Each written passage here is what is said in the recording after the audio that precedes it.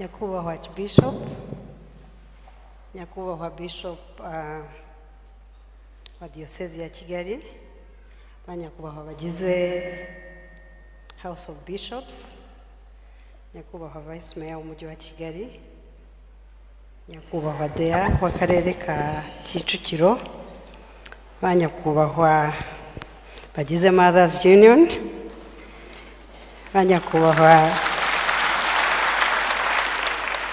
ubundi mu myemerere yanjye narindi hafi kuvuga ngo banyakubahwa bagize Sunday School, banyakubahwa bagize iri torero, umukuru w'abakristo, ndabashimiye cyane kubw'uyu mwanya. Nahoze ntekereza ko ndibuze nkavuga ngo amen tugataha, ariko nshimire ko Bishop Amoti yarampamagaye kenshi arambwira ngo abanyagiporoso barashaka wowe. Ndabashimira ko mukunda RGB, kuko n'urwego ruri mu mitekerereze y'igihugu cyacu kandi rufite inshingano zikomeye, inshingano zirebana n'imiyoborere n'imitangire ya serivisi n'uburyo bwacu nyarwanda bwo kwishakamo ibisubizo, ariko n'imiyoborere iha agaciro buri umwe muri twese. Uyu munsi ni umunsi mwiza. Ntago muri list y'abanyakubahwa navuze nashyizemo Antoine, kandi si ukumwirengagiza, kubera ko amarangamutima menshi ari muri iki cyumba azengurutse kuri Antoine Rutayisire na Penny na Kayitesi. Mugenzi wanjye kare yambwiye ngo wibuke kuri umunyapolitike, abandi bose batangiye kuzana amarangamutima nanjye yaje arambwira ngo ntujye hariya ngurire wibuke kuri umunyapolitike. Ubwo kurira ndabiretse. Ariko Canon Antoine uri uwo gushimwa.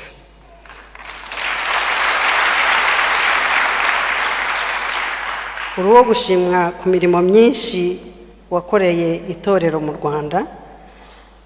Abaremera bazi ko ari bo wakoreye cyane, ariko itorero mu buryo bwagutse rishima imirimo yawe.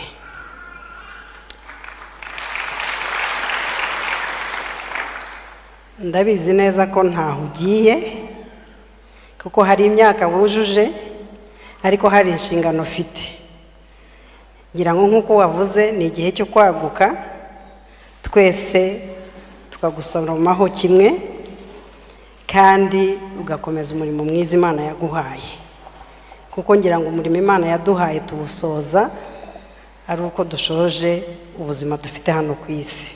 Nifuza rero gushimira ku bikorwa byinshi byiza byakozwe.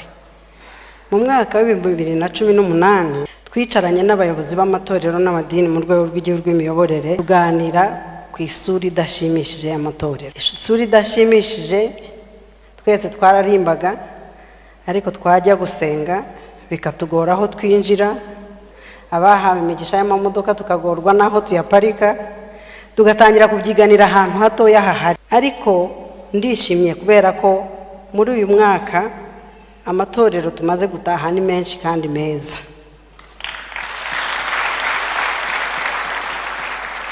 Hari umushumba wambwiye icyo gihe ngo ariko urashaka ngo dusubire guhinga. Ndamubwira nti niba ari byo wakora neza Imana yaguha umugisha.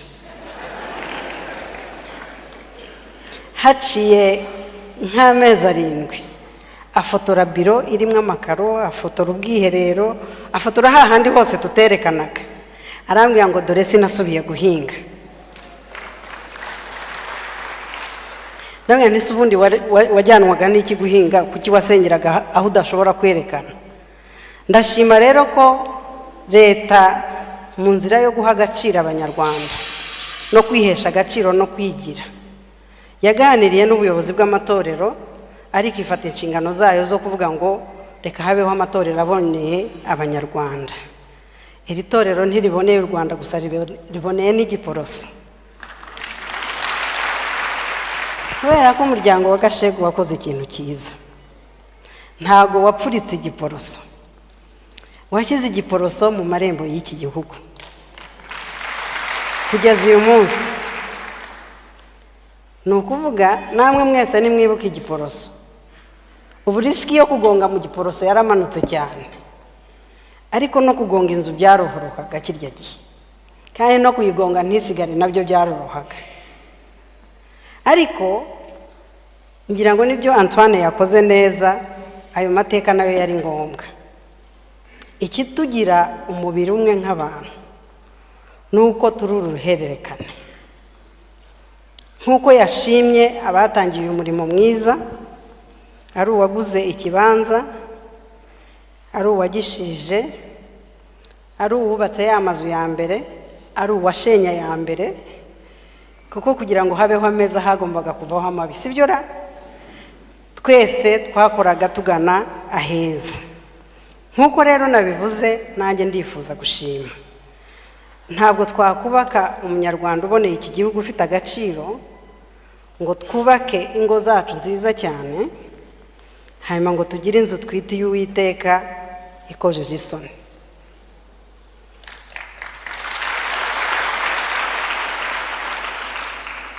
Kandi nubwo Imana idasakuza, ibera hose icyarimwe.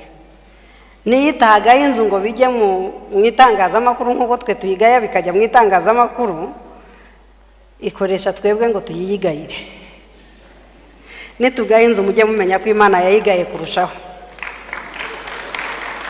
kuko twe turaciriritse imbere yayo, sibyo se? Ibyo nagaya mujye mumenya ko Imana yabigaye kera cyane. Hanyuma njye na Vice Mayor na Dea tuzashyira mu bikorwa gushaka ko Imana tuyabafungire. Kandi uwo murimo tuzawukora tunezerewe, kuko tuzaba duhesha icyubahiro Imana, sibyo ra? Kuko nicyo bikwiriye kuba bivuze. Uyu munsi rero ndabashimira ko mwakoze iby'agaciro. Mwakoze iby'agaciro byo gushimira umuyobozi. Nabwiye mugenzi wanjye twari twicaranye nti ikintu kinshimishije Remera nuko amashyi bakomye basezera Antoine ariyo bakomye bakira Karegesa.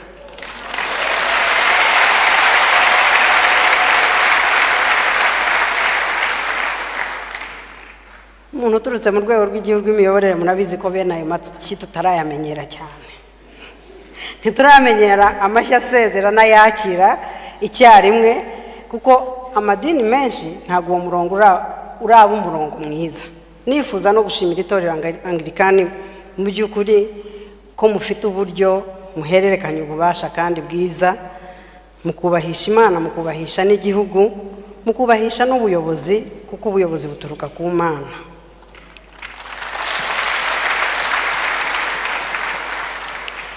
Ariko hari n'ikindi gikomeye dushaka kubashimira. Buriya aya mazu akimeze kwa kundi, hari n'abantu twahoze tuganira turavuga ngo ubu turareba amazu, ariko ntago turimo kuvuga umurimo mwiza wakozwe ku bantu bari bazengurutse ayo mazu, imibereho bari bafite, icyerekezo babonaga, imbaraga bari bafite. Uyu munsi nzi neza ko imbaraga ziri mu giporoso ziruta cyane zari zihari kirya gihe. Yewe n'abakorera muri ariya mazu imbaraga zabo zariyongereye kandi zaragutse kurushaho. Turabashimira rero ku bikorwa byiza cyane mukora, birimo amashuri, isidi dufite muri iki gihugu nyinshi. Ntago nzi neza niba mwumvishije icyo Archbishop yavuze avuga amagi.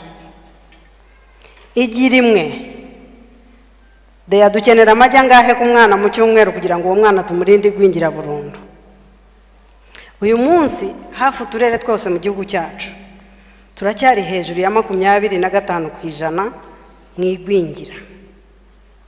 Iyo umuntu agwingiye biragora cyane ko azuzuza imyaka 65 dushima ibyo yakoze. Ingaruka ziba nyinshi cyane mu buzima bwinshi. Ryagi rero twavugaga ngo ni rimwe, ubundi abenshi bo muri Remera batangiye kuyareka ngo aratuma babyibuha, hari abayakeneye ngo bakure kugira ngo ibi bitazasenyuka. Ndashima rero ku itorero Anglikani riri ku ruhembe rwo gutanga amagi, gutanga amata. Turabashimira yuko nyakubahwa Archbishop Mayor yarambwiye ngo na ECD iri mu mujyi wa Kigali nimwe mwayishyizeho. Ni ukuvuga ntimwita ku bana bababaye gusa, mwita no ku bana bakorera uyu mujyi, abana b'ababyeyi bakorera uyu mujyi kugira ngo bashobore gukora inshingano zabo neza kurushaho. Turabashimira rero kubera ariya marerero. U Rwanda dufite ubu rufite icyizere gikomeye kurushaho. Yewe mbere iyo twinjira nta nubwo byari kuba ikibazo cyane, kuko hari igihe twari dufite igihe cyo kubaho cy'imyaka 40 n'ingahe, ubu tugeze kuri 67. Uzi kugwingira ukanaramba ukuntu ari ishyano. Ntituzifuze kuramba tudakora icyo bisaba ngo twe kugwingira, sibyo ra? Nifuje rero kubashimira kuko itorero Anglikani hano muri Kigali n'ahandi hose riri ku ruhembe rwo gukora ama-ECD, kandi ama-ECD ni igisubizo gikomeye cyane ku buzima bw'abana bacu. Nifuje uyu munsi kubashimira nanone mu izina y'abayobozi batandukanye ku ruhare mwagize igihe twahanganaga n'ibiza. Ingo zirenga 5,000 zarasenyutse. Cyiza cy'itorero murumva ikiraka cyabonetse. Ingo zirenga 5,000 zarasenyutse kubera ibiza. Ni ukuvuga hari abantu benshi bagikeneye urukundo n'imbaraga zacu, ariko ndabizi ko diyosezi ya Kigali, amadiyosezi yose araha, hari ibikorwa byinshi bikomeye byakozwe. Nyakubahwa Bishop hari ibintu yavuze byakozwe ahantu henshi. Ngenda umuturage wa Gasabo, hari vice mayor w'umujyi wa Kigali, reka mvuga ibyo atavuze. Mwabyumvishe ko atigeze avuga ibikorwa byo muri Gasabo. Ahantu hitwa Kibagabaga hari hafi guhindura izina. Aha ni mu Giporoso, ariko sinzi Kibagabaga uko tuzahita. Ni muri Trinity. Aha ni muri St Peters, ariko hariya Trinity nayo irimo kwaguka cyane. Turagira ngo tubashimire rero n'ibikorwa bya diyosezi ya Gasabo. Yicishije bugufi cyane ntiyayivugaho, ariko ni ibikorwa byinshi kandi byiza birimo kugaragara. Turabashimira ko kuko amatorero menshi meza arimo kwaguka. Uyu munsi wari uwo gushima gusa.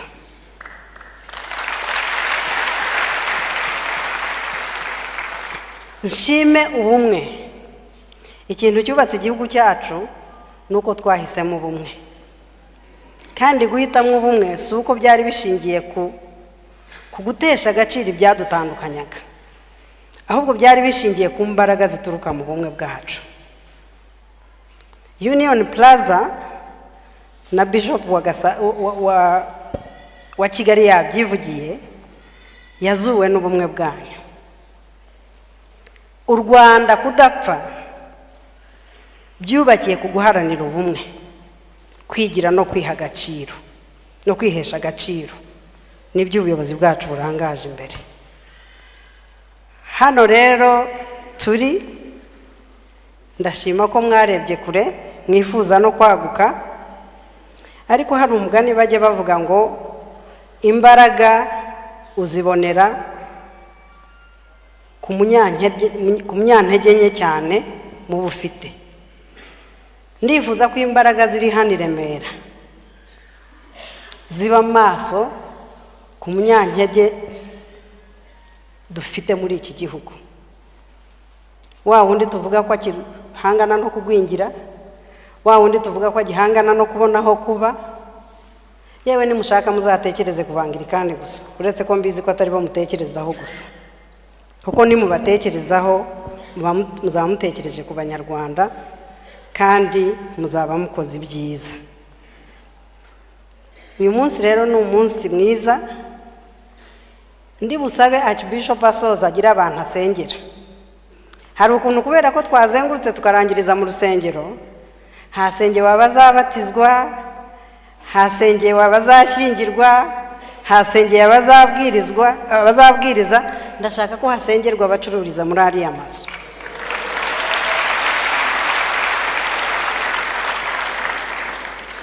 Kuko bamwe mu bafatanyabikorwa bashimwe bafite inyungu babategerejeho,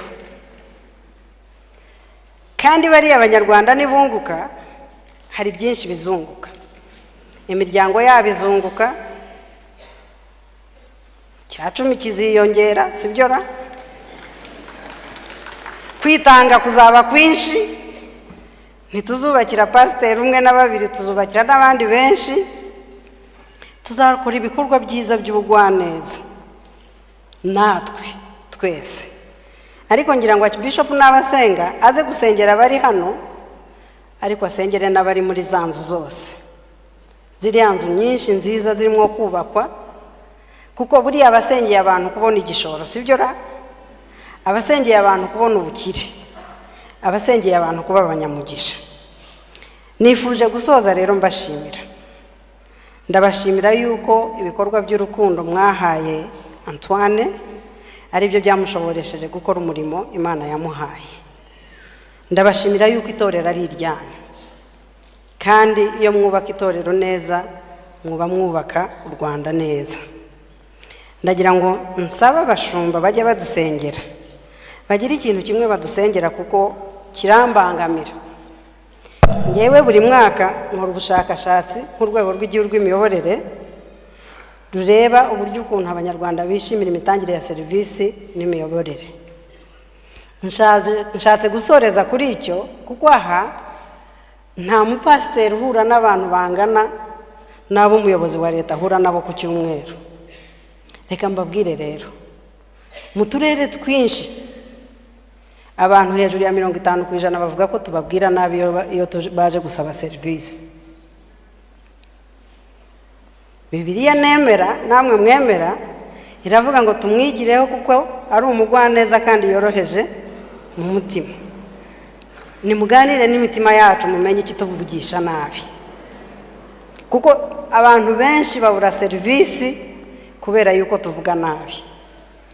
Niyo tuzibahaye tuzibaha bababaye barwaye.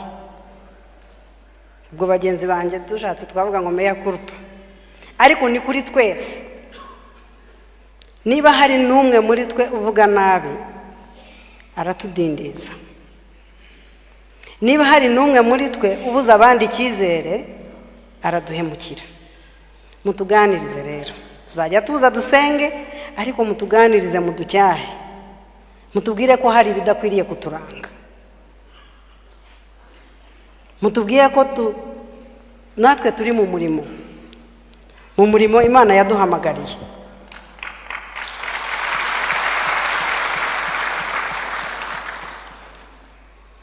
Kubera yuko buri muntu afite uruhembe arasaniraho. Icya kabiri cya nyuma, mudushoboreshe. Mu kudushoboresha rimwe na rimwe no gucyaha ubunebwe. Hari abantu bamwe na bamwe, ngira ngo na nyakubahwa Perezida wa Repubulika yarabivuze mu minsi ishije, kwizera Imana no kuyisaba ngo iguhe ibyo ushaka, tuyisabe nk'iyumva. Nimureke dusenga Imana nk'iyumva. Ko hari abantu bavuye mu ngo, bagiye mu myobo, bakavayo banarwaye cyangwa bameze nabi, ngo barasenga, sibyo ra? Ntabwo ari databuja w'umugome. Muyisenge uko mubyemera, ariko muyisenge duha agaciro ubuzima bw'umuntu. Kimwe mu bintu duhanganye nabyo ni abantu basengera ahantu habatesha agaciro, ni abantu basenga bakabuza abandi amahoro. Message njya gusenga nkahura na message ngo baradusakuriza noneho twananiwe kuryama, kandi hari abakora izamu. Nimutekereza tutangiye kugira indege nyinshi. Umupiloti kugira ngo atware indege agomba gusinzira amasaha 8 atari interrupted. Nituba mu matorero asakuza, abapiloti duturanye bakajya bagenda bakabura ibitotsi, muragira ngo bizagenda bite? Abaganga batwitaho bararizamu, murabizi ko dukeneye ko baza bakaruhuka bakaza kutwitaho batuje, kandi tubifitiye ubushobozi. Ari ibikoresho tugura, ari uburyo twubaka. Ndagira ngo mbashime, hari igihe naje aha sound system imeze nabi pe. Urumva nyine niyo ndi mu mwuka mba ndi no mu mubiri, kuko twumvisha amatwi y'umubiri akenshi, sibyo? Mbere yuko bigera mu mwuka. Hari igihe naje amatwi y'umubiri apfa nabi pe, ndagira ngo mbashimire ko amatwi y'umwuka n'ay'umubiri adafite contradiction mu buryo tugenda tunoza kurushaho ibyo mukora. Ndashoje, Imana ibahe umugisha ibagirire neza kandi mukomeze mukundi byiza kuko ni rwo Rwanda twifuza. U Rwanda twifuza ruzashoboka gusa nidukora ibituganisha mu byiza biduhesha agaciro, duharanira ubumwe bwacu, duharanira kugira imbaraga zo gukorera iki gihugu no kwikorera nk'imiryango. Imana ibahe umugisha.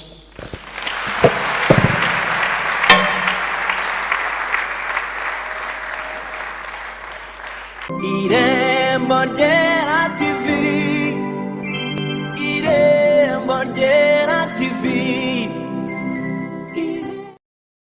Irembo Ryera TV, Irembo Ryera TV, Irembo Ryera TV,